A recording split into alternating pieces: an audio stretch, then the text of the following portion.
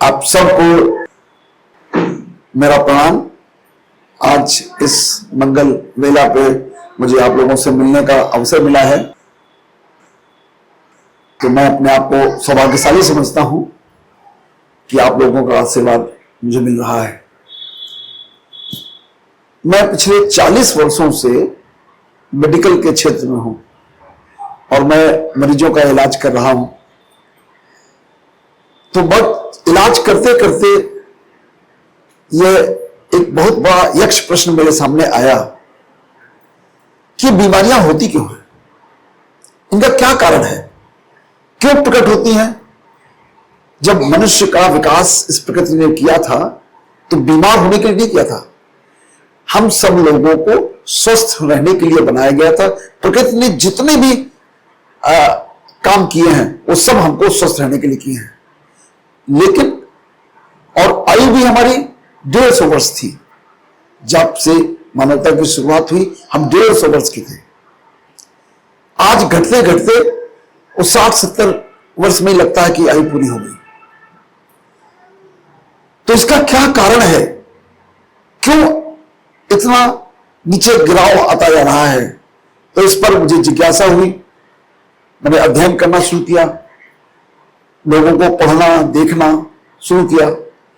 इसी बीच में मेरे संपर्क में एक व्यक्ति आए जिनको आप सब जानते हैं, और उनका नाम है डॉक्टर APJ अब्दुल कलाम, जो हमारे पास्ट प्रेसिडेंट ऑफ इंडिया थे। तो वो बड़े सहृदय व्यक्ति थे और उनको विशेष रूप से लोगों के कल्याण के लिए उनके मन में भाव रहता था। हर समय वे सोचा करते थे कि मैं किसी तरीके से किस लोगों की सेवा कर सकूं। तो उनको किसी प्रकार से पता चला कि बीमारियां जो होती हैं इनको जड़ से भी ठीक किया जा सकता है, और यह भी किया जा सकता है कि उनको रोका जाए कि हो ही नहीं। तो उस समय वो प्रेसिडेंट नहीं थे, उस समय वो DRDO के डायरेक्टर थे। तो उन्होंने एक स्टडी कंडक्ट कराई और उस स्टडी में उन्होंने 1000 लोगों का इलाज किया, और वो सारे वो मरीज थे जिनको हार्ट अटैक पड़ चुके थे और उनकी एंजियोप्लास्टी हो चुकी थी या उनकी ओपन हार्ट सर्जरी हो चुकी थी। उन रोगियों को लिया और उन पर इस स्टडी के पहले करीब 125 जांचें उन्होंने करी और स्टडी के बाद भी 125 जांचें करी। उन जांचों से हमारे शरीर में जितने तरीके के टेस्ट हो सकते हैं, आप लोग ज्यादातर कराते हैं तो 15, 20, 25 जांचें कराते हैं। उसके अलावा बहुत सारे हार्मोनल असेसमेंट हैं, बिलेटरल असेसमेंट है, बहुत सारे टेस्ट हैं जो अंदर रेटिनल असेसमेंट है, कॉर्टिसोल का लेवल एस्टिमेशन है, बहुत सारे टेस्ट हैं जो हम नॉर्मली नहीं कराते हैं।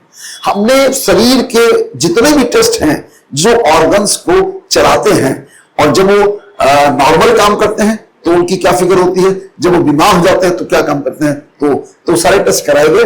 और इस स्टडी को भारत सरकार ने, ministry of health and family welfare और 3 मेडिकल कॉलेजेस ने, एक मौलाना आजाद मेडिकल कॉलेज दिल्ली का है, मशहूर मेडिकल कॉलेज है, KU मेडिकल कॉलेज मुंबई का है, और एक मेडिकल कॉलेज है BJ मेडिकल कॉलेज अहमदाबाद का।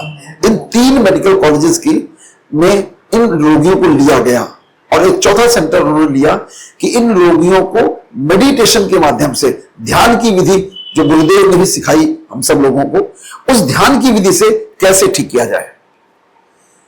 तो उसके लिए उन्होंने जो सेलेक्ट किया वो माउंट आबू, ब्रह्मकुमारीज का माउंट आबू मेडिटेशन सेंटर, उसको सिलेक्ट किया। तो 4 सेंटर में ओपन हार्ट ट्रायल स्टडी का नाम दिया गया। और आप लोगों को सुनकर के आश्चर्य होगा, सुखद आश्चर्य होगा कि 93% पेशेंट पूरे ठीक हो गए। उनकी सारी जो ब्लॉकेज थे सब खत्म हो गए। वो 10 कदम चल नहीं पाते थे, दौड़ लगाने लगे। उन मरीजों से दर्जनों मरीजों से मैं स्वयं मिला हूं जो 4 कदम नहीं चल पाते थे। सांस फूलती थी जबरदस्त। जब हार्ट अटैक पड़ता है तो हमारा हार्ट कमजोर हो जाता है। हार्ट कमजोर हो जाने की वजह से इसकी पंपिंग पावर कम हो जाती है, तो लंग्स में पानी भर जाता है। तो लंग्स में पानी भर जाता है तो हमारा इजेक्शन फ्रैक्शन बहुत कम होता है। तो जो 20-25 नॉर्मल हमारा 60-65 के करीब होता है, उनका 20-25 था, मतलब बस 2 कदम चलते थे। और वो हर पल सिर्फ अपने अंतिम यात्रा का इंतजार कर रहे थे कि कब मेरे प्राण पखेरु निकले और कब इस दुख से, दर्द से हमको निजात मिले। आज वो लोग न केवल स्वस्थ हैं बल्कि समाज में एक अहम भूमिका निभा रहे हैं। उसमें बहुत सारे इंडस्ट्रियलिस्ट हैं, बहुत सारे ऐसे ऐसे लोग हैं जो कि राजनीतिक स्तर पर बहुत ऊंचे ऊंचे स्तर पर हैं। और वो एक डॉक्टर सतीश गुप्ता थे जो हैं अभी भी हैं, वो कार्डियोलॉजिस्ट थे। उन्होंने वो स्टडी कंडक्ट करी। आजकल हम दोनों लोग मिलकर के काम करते हैं इस विषय पर और इसको आगे बढ़ाना चाहते हैं। अब तक लगभग 11,000 मरीजों का इलाज किया जा चुका है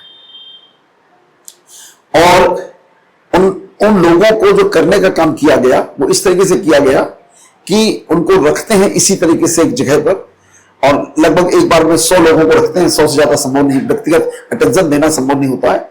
100 लोगों को रखते हैं, उन्हीं के साथ हम स्वयं भी रहते हैं और एक दैनिक दिनचर्या होती है जिसका अनुपालन करते हैं। उस पर हम थोड़ा थोड़ा भी आज चर्चा कर देंगे कि उसके अलावा जो भोजन है, कुछ एक संयमित भोजन है जो खिलाते हैं, किस समय जगना है, किस समय सोना है, कितनी एक्सरसाइज करनी है, वो सब करते हैं और सब कुछ बहुत मिनिमल है।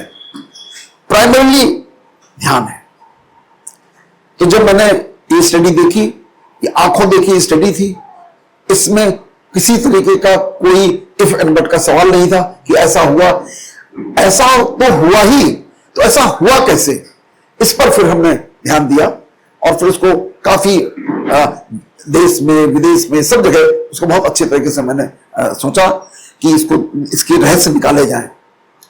जब वो रहस्य उसके निकालने जाने लगे तो उसके साथ तब मैं आध्यात्मिकता को भी समझने लगा कि वास्तव में ये आध्यात्म हमारे अंदर कैसे काम करता है, क्या करता है।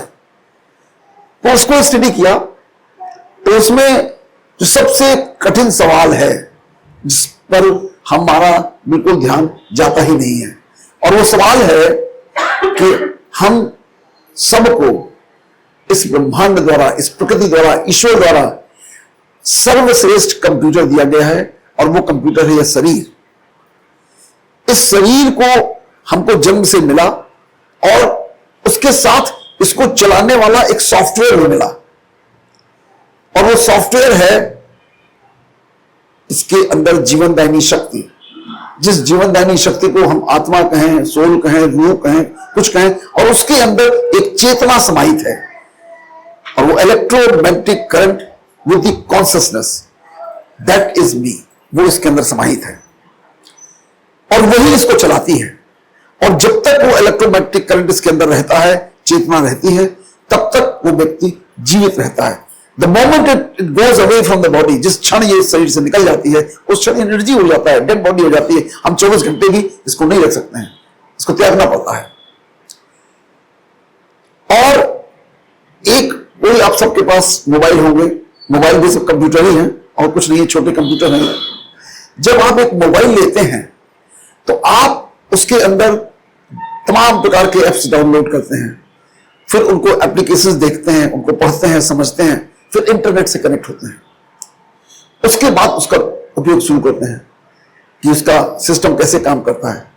इस पूरे ब्रह्मांड का यह शरीर सर्वश्रेष्ठ कंप्यूटर है और इसके अंदर प्रवाहित होने वाली ऊर्जा सर्वश्रेष्ठ सॉफ्टवेयर है और इसके बारे में हमारी जानकारी जीरो है, नगण्य है, कुछ है ही नहीं।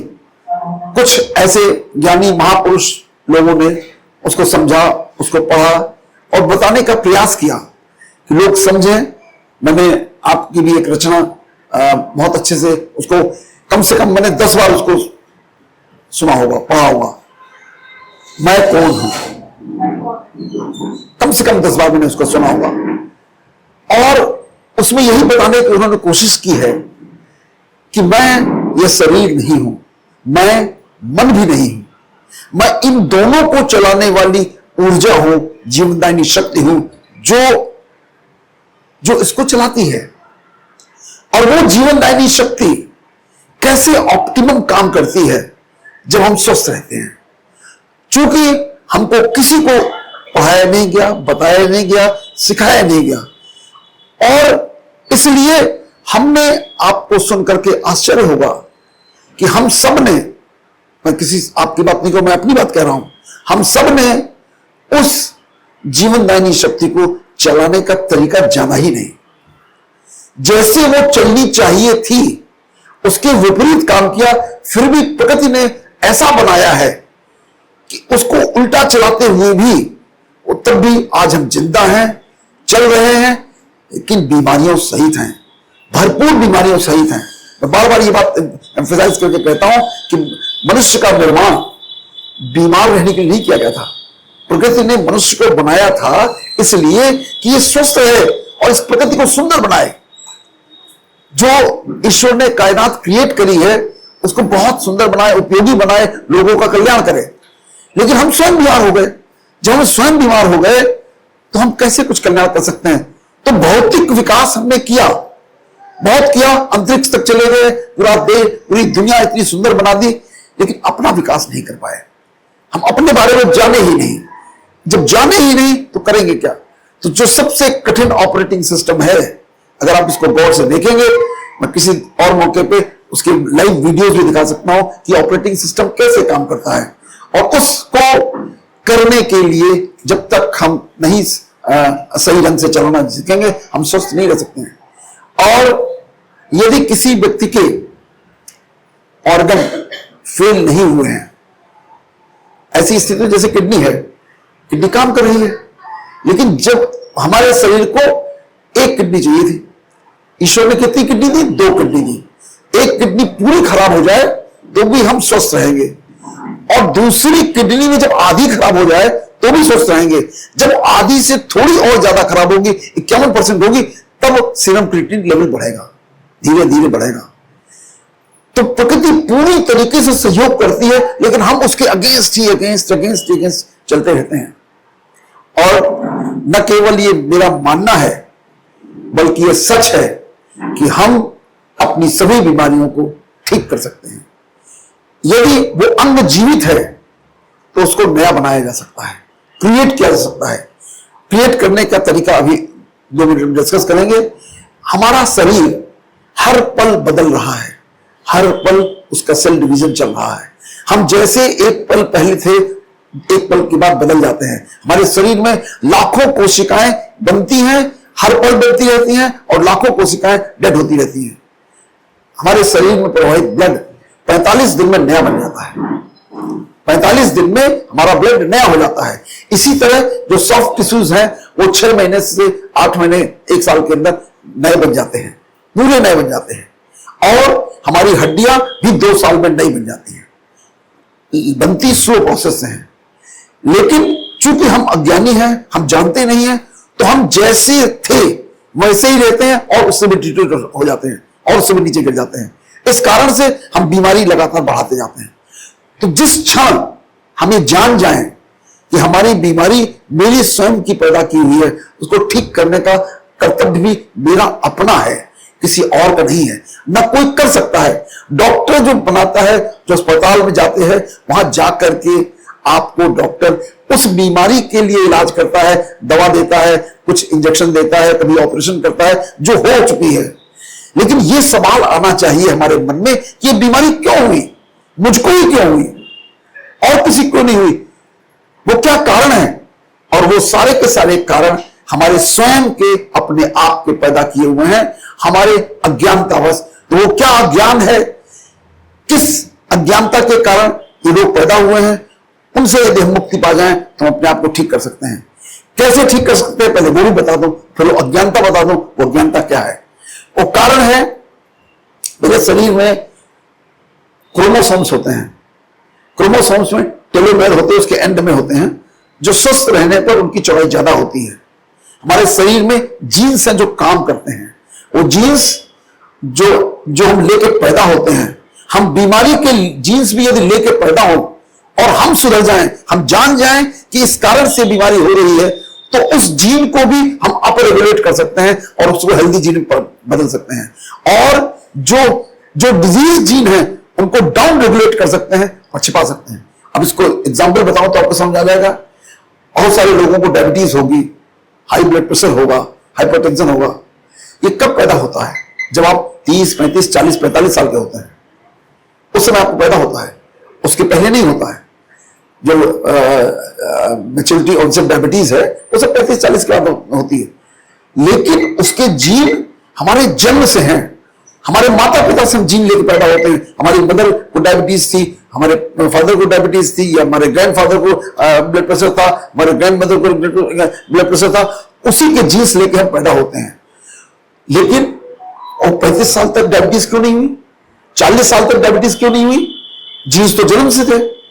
जन्म के बाद फिर हम उसको फेवरेबल एनवायरमेंट देते हैं, भोजन, ऐसा भोजन देते हैं, ऐसी दिनचर्या करते हैं, ऐसा मानस देते हैं जिसके कारण से वो उस जब फेवरेबल एनवायरमेंट होती है तो डायबिटीज प्रकट होती है। जब प्रकट होती है तो डायबिटीज एक ऐसी बीमारी है जो सारी बीमारियों की जनक है, सारी बीमारियों की जितने। और आपको सुनकर के आश्चर्य होगा जब मैं आपसे कहूंगा even bacterial infection, viral infection, इन सबकी जनक भी डायबिटीज है। इवन कैंसर, इस सबकी भी डायबिटीज जनक है। कैसे पैदा होता है मैं थोड़ा थोड़ा आपको बता दूं जिससे आपको समझ में आ जाए कि इसको हमें कैसे ठीक करना चाहिए। और ठीक करने का सारा दारोमदार, सारी ताकत आपके हाथ में है, किसी और के हाथ में नहीं है। कोई डॉक्टर, कोई स्पेशलिस्ट आपकी डायबिटीज नहीं ठीक कर सकता है।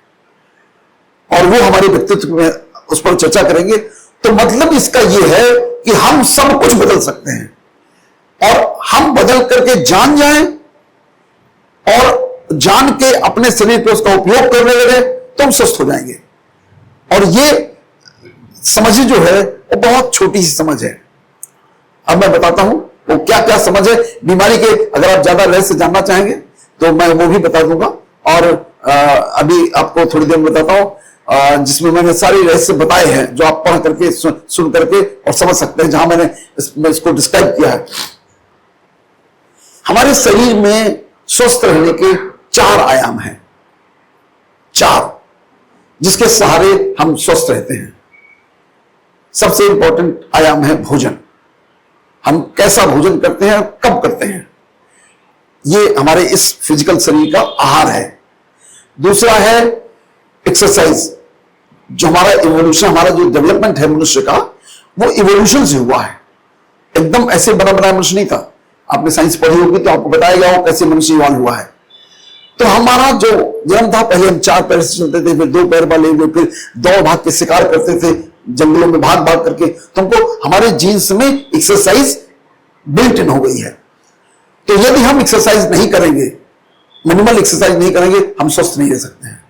भोजन, हम एक लाइन में भोजन बता दें खाली, जितना आपको समझने वाला है। भोजन शुद्ध सात्विक भोजन होना चाहिए, नेचुरल भोजन होना चाहिए। कम से कम पका हुआ, कच्ची सब्जियां, हरी सब्जियां, पत्तेदार सब्जियां और फल फूल, नेचुरल चीजें जितनी हम खाएंगे वो हमारे लिए हितकारी है। जितना फाइबर खाएंगे वो हमारे हितकारी। हमारी इंटेस्टाइन्स ऐसी बनी है कि हम ये तला भुना गरिष्ठ भोजन नहीं खा सकते हैं। पूड़ी, कचौड़ी, पराठा और ये समोसा, ये हमारा भोजन नहीं है। तो भोजन, और भोजन कब करना है? भोजन दिन में 3 बार करना है, लेकिन जो शाम का भोजन है वो भोजन सूर्यास्त के पहले करना है, सूर्यास्त के बाद नहीं करना है। कुछ धर्मावलंबियों ने इसको अपने धर्म में भी डाल दिया। सूर्यास्त के, जैनी लोग सूर्यास्त के पहले खाना खाते हैं। उसका कारण है, यूं ही नहीं था, लेकिन महावीर को ये समझ नहीं आया कि हाँ ऐसे भोजन करना चाहिए, उन्होंने धर्म ग्रंथ में लिख दिया। तो हमारा गैस्ट्रिक एम्पटिंग टाइम 2.5 घंटे है। गैस्ट्रिक एम्पटिंग टाइम मतलब जब हम भोजन करते हैं तो स्टमक से निकल के इंटेस्टाइन तक जाने में 2.5 घंटे लगते हैं उसको। तो जब हम सोएं तो सोने के पहले हमारा भोजन इंटेस्टाइन में पहुंच जाना चाहिए, जिससे कि जो एब्डोमिनल डिस्टेंशन है, जो स्टमक में भोजन रहने से होता है, वो खत्म हो जाता है। और जो रिगर्जिटेशन, एसिड पेप्सिन डिजीज, जो गैस बनने की बीमारी, वो सब इसी कारण से पैदा होती है। उससे मुक्ति मिल जाएगी। आज आप लोग तो बहुत समझदार भी हैं, उम्रदार भी हैं, तो आप लोग तो शायद भोजन समय से करते होंगे। लेकिन आज का जो मनुष्य है वो भोजन रात के 10-11 बजे करता है, सोता रात के 2 बजे है, जगता सुबह 8 बजे है। ये सब हमारी जो साइकिल है, हम आपको कोई आध्यात्मिक सिद्धांत नहीं बताएंगे, हम आपको साइंस का काम बताएंगे, जिससे कि आध्यात्म साइंस का एक्सटेंशन है। आध्यात्म साइंस से अलग नहीं है, अगर अलग है तो अमान्य है, उसको स्वीकार करने लायक नहीं है। ये पूरा का पूरा ब्रह्मांड साइंस से चलता है, वैज्ञानिक है ये। अवैज्ञानिक कैसे हो सकता है? तो मैं कोई भी चीज अवैज्ञानिक स्वीकार नहीं कर सकता हूं, एक एक चीज की एनालिसिस करता हूं और पाता यही हूं कि जो लिखा था आध्यात्म में वही विज्ञान प्रूव करता है। तो हमको रात में सोने का टाइम सूर्यास्त के 2.5 घंटे बाद है। 2.5 घंटे बाद जब आपके एम्प्टी स्टमक गैस्ट्रिक एम्प्टी हो जाती है तब आपको सोना चाहिए। और जगने का टाइम सूर्योदय के 2.5 घंटे पहले। तो सूर्योदय जो कभी बदलता रहता है, कभी 6:15 बजे, कभी 6:30 बजे, ज्यादा सर्दियों में 7 बजे बज जाता है। तो सूर्योदय के 2.5 घंटे पहले हमको उठना चाहिए और सूर्यास्त के 2.5 घंटे बाद सो जाना चाहिए। ये हमारी बायोलॉजिकल क्लॉक है। हमारे ब्रेन में एक क्लॉक लगी है हाइपोथैलेमस में, उसको हम बायोलॉजिकल क्लॉक बोलते हैं। और उससे हम सन से लिंक्ड हैं। जो सन है, सूर्य है, वो उससे लिंक्ड है। तो हमको सूर्य के अनुसार काम करना पड़ेगा। हम अपनी मर्जी से काम नहीं कर सकते हैं। सारे एनिमल्स, सारे जानवर सूर्य के अनुसार, सबके बायोलॉजिकल क्लॉक लगी हुई है, तो वो सब सूर्य के अनुसार उठते हैं और सोते हैं। कोई भी आप सवेरे 4 साढ़े 4 बजे उठ के देखिए, जो जगने का टाइम है, तो आप पाएंगे कि सारी चिड़िया चहचहा रही हैं, सारे जानवर टहल रहे हैं, सिर्फ मनुष्य को छोड़ करके। मनुष्य को विकास में जो प्रकृति ने दिया है वो सबसे बड़ी चीज दी है और उसका हम उपयोग नहीं कर पा रहे हैं। हमको विकास में, पूरी इस एवोल्यूशन में प्री फ्रंटल कॉर्टेक्स ब्रेन का दिया गया है और ये प्री फ्रंटल कॉर्टेक्स बोन है। इसी के सहारे हम सारे काम करते हैं। ये प्रोसेसर है हमारा। हम जो भी इंफॉर्मेशन आती है उसको प्रोसेस करते हैं और प्रोसेस करने के बाद तब हम आज्ञा देते हैं अपने अंगों को, सारी इंद्रियों के माध्यम से अंगों को आज्ञा देते हैं कि तुम ये करो, ये ना करो। इस प्रोसेस को काम करने में हमको लगभग 1 से 2 सेकंड लग जाते हैं। इससे कम में वो प्रोसेस हो नहीं सकता, संभव नहीं है।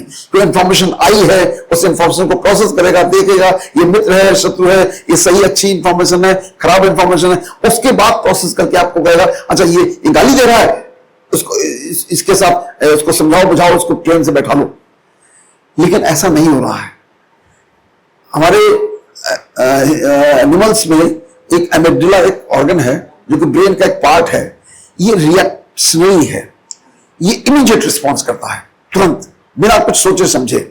तुरंत ही जो भी बात आई, जैसे एक आदमी ने आपको गाली दी और दूसरे हाथ ने झापा मारा, इतना फास्ट है वो। तो किसी ने हमको बुरा कहा और हमने अंदर से रिएक्ट किया, उसको जवाब दिया, जवाब से जवाब दिया, जो कुछ भी हुआ वो सबने किया। तो ये एमिग्डाला जो है ये बेसिक प्रिमिटिव स्ट्रक्चर है और ये सारे एनिमल्स में पाया जाता है।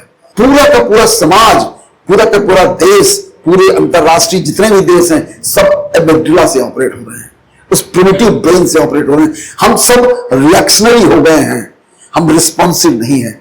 और हमारा काम, ब्रेन का काम था, हमारे प्रीफ्रंटल कॉर्टेक्स का काम था कि हम रिस्पॉन्ड करें, सोच समझ के विचार करके तब हम कोई कार्य करें।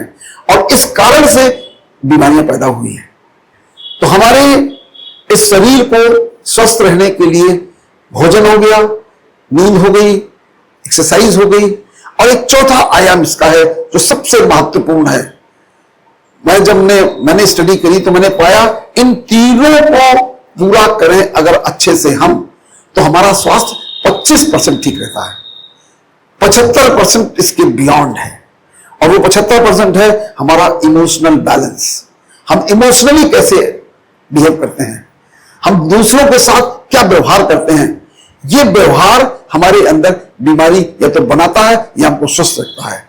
तो जो इमोशनल बिहेवियर है, तो जब स्टडी करी तो ये पाया गया कि हम यदि प्रेम, करुणा, दया, शुभ भावना, शुभकामना, दूसरों के प्रति करुणा का भाव रखते हैं, चाहते हैं कि दूसरे का भला हो, दूसरे का कल्याण हो, जो भी व्यक्ति है इस पूरे संसार में उसका भला करे ईश्वर, तो हम स्वस्थ रहते हैं। जब हम सबसे सत्य निस्वार्थ प्रेम करते हैं तब हम स्वस्थ रहते हैं। और ये गुण मेरी आत्मा का गुण है, ये गुण आत्मा का गुण है। और आज जब हमने मशीन से टेस्ट किया तो ये पाया कि हमारी आत्मा की पावर 3% है।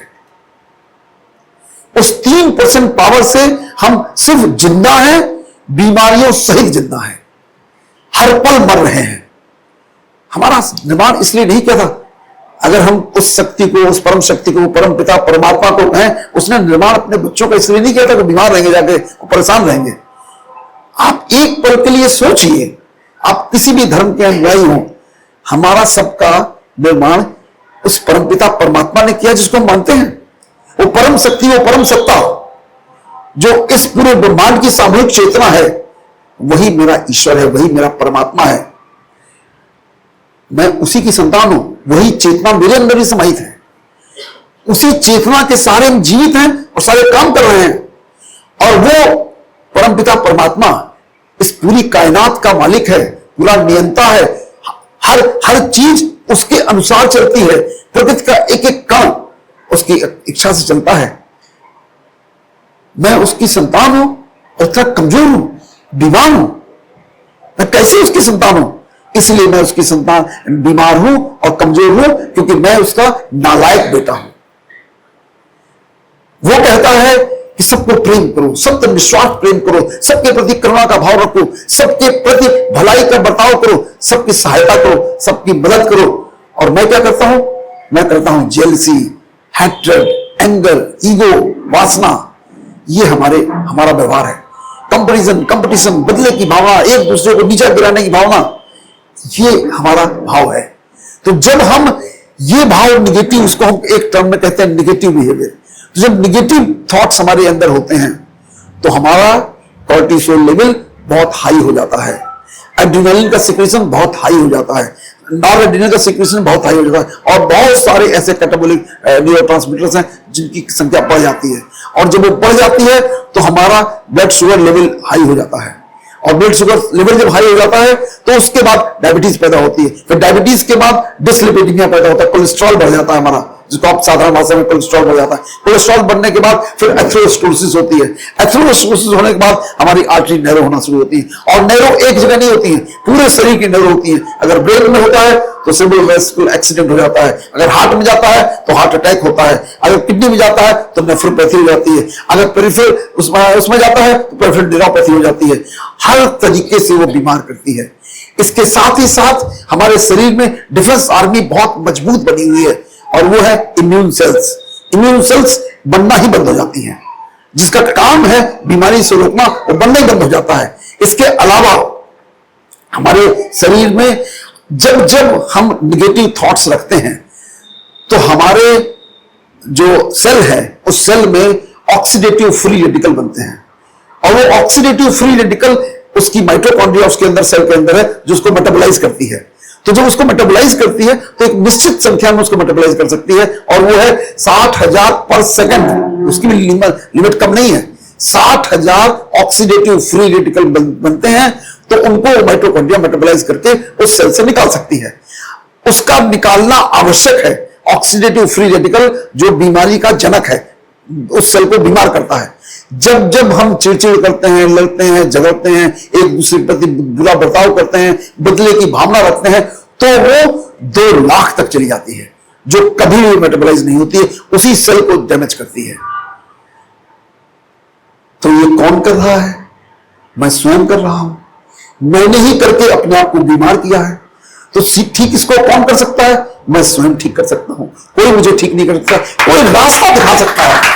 रास्ता कोई भी व्यक्ति दिखा सकता है, गुरुदेव दिखा सकते हैं, कोई डॉक्टर दिखा सकता है, कोई मेरा ऐसा अल्पबुद्धि का आदमी बता सकता है, लेकिन कर नहीं सकता है। वो करना मुझको स्वयं होगा, और यदि हम करेंगे तो हम निश्चित रूप से स्वस्थ होंगे। और ये सारे धर्म, जितने भी धर्म हैं, चाहे वो सनातन धर्म हो, क्रिश्चियन धर्म हो, मुस्लिम धर्म हो, ज्यूस धर्म हो, जैन धर्म हो, बौद्ध धर्म हो, जितने भी धर्म हैं, इन सब ये सब लोग जो थे, ये सब इनलाइटेंड सोल थी।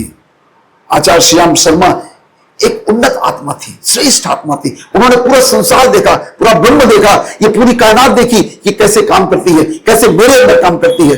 रामकृष्ण परमहंस हैं, योगानंद है, विवेकानंद है, ये सारी आत्माएं थी जिन्होंने ये देखा, समझा। और फिर जीसस क्राइस्ट थे, जब उन्होंने ये देखा कि संसार क्या है, तो उन्होंने अपने अनुयायियों को जिंदा रहने का, जीने का तरीका बताया। How to live on this earth, इस धरती पे कैसे रहो, उसके नियम लिखे, उसको पुस्तकबद्ध कर दिए गए। तो ऐसे बाइबल बन गई, कुरान बन गई, गीता बन गई, रामचरितमानस बन गई, गुरु ग्रंथ साहब बन गए, ऐसे ही धर्म ये सब बने। तो ये कोई भी धर्म नहीं है, ये सब संप्रदाय है। एक प्रकार के लोग एक जगह रहते थे, एक भाषा बोलते थे, एक तरीके कपड़े पहनते थे, एक तरीके से शादी ब्याह करते थे, एक तरीके का भोजन करते थे। उस कारण से वो एक संप्रदाय बन गया। कहीं कोई टोपी पहनने लगा, कहीं कोई चोटियां रखने लगा, कहीं कोई कुछ पहनने लगा, कहीं कोई अचकन पहनने लगा। लेकिन दुर्भाग्य देखिए, आप पूरे संसार का दुर्भाग्य देखिए कि ये सारे धर्म बनाए गए थे लोगों के अंदर सत्यनिष्ठा, प्रेम का संचार करने के लिए, लोगों को करुणा बताने के लिए कि जीवन जियो, जीवन जिया जा सकता है सिर्फ सत्य, निस्वार्थ प्रेम से, पूरी मानवता के कल्याण के साथ जीवन जिया जा सकता है। और आज क्या हो रहा है, एक समाज का व्यक्ति दूसरे समाज से लड़ रहा है, एक व्यक्ति दूसरे से लड़ रहा है, एक समाज लड़ रहा है, एक देश दूसरे देश को मारे डाल रहा है। और किस वजह से मारे जा रहा है? धर्म के नाम पर। इसका मतलब जो उसका रिजल्ट है, जो धर्म के ग्रंथों का मतलब है, वो किसी को समझ नहीं आया। अन्यथा कोई धर्म के नाम पर कैसे युद्ध कर सकता है? असंभव है। धर्म के नाम पर कोई एक दूसरे से कैसे लड़ाई कर सकता है? असंभव है। धर्म सिखाता है प्रेम करना, और हम लड़ रहे हैं, एक दूसरे को नीचा दिखा रहे हैं, अहंकार से परेशान है। तो जिन लोगों का काम था कि समाज को स्वस्थ रखना, समाज को दिशा देना, समाज को सही रास्ते चलना सिखाना, वो सब भटक गए। जो धर्म गुरु बने वो भी धर्म का व्यापार करने लगे। जब धर्म का व्यापार होता है तो धर्म उससे गायब हो जाता है। तो ये जो मैं प्रक्रिया कर रहा हूं, इस प्रक्रिया को निःशुल्क करता हूं, क्योंकि अगर हमको डिवाइन पावर चाहिए तो हम पैसा नहीं ले सकते। अगर पैसा लेंगे तो डिवाइन पावर चली जाएगी। तो इसलिए मैं वो सारा काम, और एक माउंट आबू में आश्रम ऑलरेडी चल रहा है, और एक मैं यहां लखनऊ में खोल रहा हूं, राम स्नेही घाट, कल्याणी नदी का तट, राम स्नेही घाट, अयोध्या। एड्रेस उसका बहुत अच्छा है और उसको हम बना रहे हैं। वहां पर हम सब तरीके के काम करेंगे। हम वृद्धाश्रम भी बनाएंगे, बालाश्रम भी बनाएंगे, और लोगों को जीवन जीने का तरीका सिखाएंगे। और ऐसे जो रोगी हैं, जो किसी तरीके से अपने गलत धारणाओं विचारों के कारण बीमार हो गए हैं, उनको रह करके जीना सिखाएंगे, और उसके बाद उनको सब स्वस्थ करेंगे। यही मेरा कर्तव्य है, यही मेरा जीवन है। और ये अभी तक मैं प्रोफेसर एंड हेड था किंग जॉर्ज मेडिकल यूनिवर्सिटी में, डॉक्टर को ही पढ़ाता था, अभी भी पढ़ा रहा हूं, एमबीबीएस, एमडी, एमएस और डीएम, एमसीएस सब लोगों को पढ़ाता था, और वही काम अभी भी कर रहा हूं। लेकिन अब मेरा जो ये इतराब है, जो फेज, जिस फेज में मैं इंटर कर चुका हूं, उस फेज में मेरा काम सिर्फ मानवता की सेवा करना है। और मैंने ये अपना मिशन बनाया है कि अब मैं, जो बहुत था धनार्जन का काम ईश्वर ने बहुत कराया मुझसे, आज भी धनार्जन जितना कोई डॉक्टर सोच सकता है वो सब ईश्वर ने मुझे दिया है। ऐसा कुछ नहीं है जो मेरे पास ना हो, जिसकी मुझे आवश्यकता हो उसके लिए मैं कोई और कार्य करूं। लेकिन अब मैं जानता हूं ये जो ज्ञान दिया है मुझे ईश्वर ने, ये ज्ञान अनोखा है, अबुझ है, ये कहीं कोई बताने वाला नहीं है, और ईश्वर ने डायरेक्टली मुझे दिया है सीधे। और एक एक चीज की साइंटिफिक एक्सप्लेनेशन, सारे साइंटिफिक रिसर्च पब्लिश्ड हैं, पूरे इंटरनेशनल जर्नल्स में पब्लिश्ड हैं, और उसके बाद भी किसी को पता नहीं। दुर्भाग्य तो देखिए, इस समाज को ठीक रखने का काम डॉक्टरों का था। डॉक्टर समाज को निरोगी रखते थे। इस समाज को ठीक रखने का काम धर्म के उन लोगों का था जो धर्म का पाठ हमको पढ़ाते थे। दोनों भ्रमित हैं। डॉक्टरों को, हमको ये मेडिसिन नहीं पढ़ाई गई। मैंने भी जो एमबीबीएस किया 1978 में एमबीबीएस किया, मुझे नहीं पढ़ाया गया कि ये शरीर कैसे काम करता है। एनाटॉमी पढ़ाई गई, फिजियोलॉजी पढ़ाई गई, पैथोलॉजी पढ़ाई गई, बायोकेमिस्ट्री पढ़ाई गई, मेडिसिन, सर्जरी सब पढ़ाया गया। उसी का मैंने 40 साल अनुभव किया, उसी की प्रैक्टिस करी। लेकिन ये नहीं बताया गया कि बीमारी पैदा क्यों होती है। तो अब जब मैं जान गया हूं, उसकी पूरी मैकेनिज्म जान गया हूं, अब मैं पूरे विश्व में इस बात के लेक्चर्स लेता हूं, all over India, all over world, सब जगह जाता हूं, यही सिखाता हूं, रोज यही बात बताता हूं। और सबको, अभी परसों फिर मैं मसूरी में एक कॉन्फ्रेंस है डायबिटीज की, उसका इनॉग्रेशन करूंगा, वहां भी सबको यही बताऊंगा। इसका नाम दिया है हमने 3 dimensional health, mind, body, medicine, तीनों को इलाज एक साथ करते हैं जिससे कि पूरी तरह स्वस्थ होता है। आप सब का जीवन मंगलमय हो, खुशहाल हो, आप सब बहुत लंबी आयु तक बिल्कुल स्वस्थ और सबल रहे, ऐसी मेरी कामना है। Thank you very much.